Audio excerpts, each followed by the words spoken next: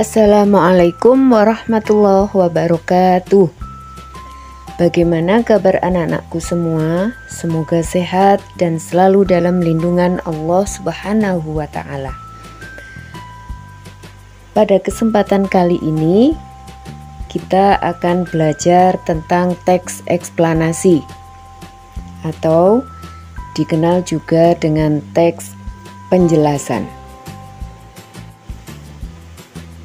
Tujuan pembelajaran kali ini agar kalian mampu mencermati dan menjelaskan teks eksplanasi, menyebutkan struktur teks eksplanasi, menemukan informasi penting dalam teks eksplanasi, dan meringkas teks eksplanasi. Baiklah, untuk yang pertama, marilah kita mengenal teks eksplanasi. Teks eksplanasi adalah teks yang menjelaskan tentang suatu proses atau peristiwa terkait dengan asal-usul, proses, perkembangan fenomena alam, sosial, dan juga budaya. Teks eksplanasi bertujuan untuk menggambarkan peristiwa yang melibatkan kausalitas atau sebab akibat dan juga proses. Selanjutnya, ciri-ciri teks eksplanasi. Yang pertama, memuat informasi berdasarkan fakta faktual, yaitu fakta adalah kejadian yang benar-benar terjadi. Yang kedua, berisi informasi yang bersifat keilmuan dan berhubungan dengan ilmu pengetahuan. Ciri-ciri teks eksplanasi yang ketiga yaitu sifatnya informatif dan tidak berusaha mempengaruhi pembaca untuk percaya pada hal yang dibahas. Yang keempat yaitu fokus pada hal umum, bukan partisipan manusia. Misalnya tsunami, banjir, gempa bumi, hujan, dan lainnya. Sampai di sini semoga paham. Kita ke pembelajaran selanjutnya yaitu tentang struktur teks eksplanasi. 1. Identifikasi fenomena atau pernyataan umum. Bagian ini berisi hal-hal yang bersifat umum. Ciri bagian ini adalah menggunakan jenis kata kopula. Kata kopula seperti adalah dan ialah.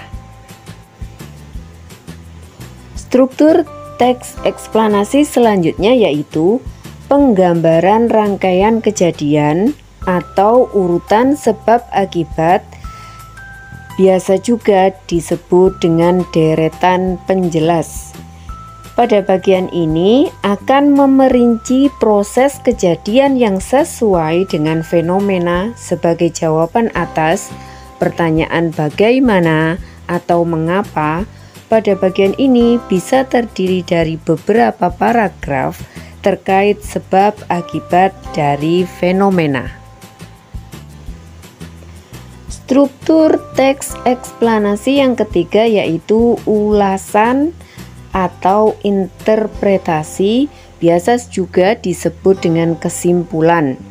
Merupakan bagian terakhir dari teks eksplanasi. Bagian ini berupa komentar atau penilaian tentang simpulan atas kejadian yang dipaparkan sebelumnya. Meski begitu, bagian interpretasi tak harus selalu ada dalam teks eksplanasi. Penggunaannya tergantung pada keinginan serta kebutuhan penulis. Perhatikan contoh teks eksplanasi berikut. Pada teks eksplanasi yang berjudul banjir, di paragraf pertama, bagian ini merupakan pernyataan umum, berisi tentang hal-hal umum yang menceritakan tentang banjir. Pada bagian ini merupakan deretan penjelas atau sebab akibat, yakni dijelaskan tentang sebab akibat terjadi banjir. Pada bagian selanjutnya juga masih tentang sebab akibat karena faktor sosial. Pada teks eksplanasi tersebut tidak memaparkan interpretasi atau kesimpulan.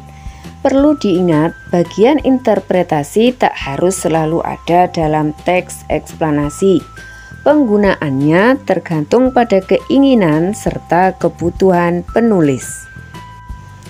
Sampai di sini penjelasan tentang teks eksplanasi. Semoga bermanfaat. Mohon maaf dan terima kasih. Wassalamualaikum warahmatullahi wabarakatuh.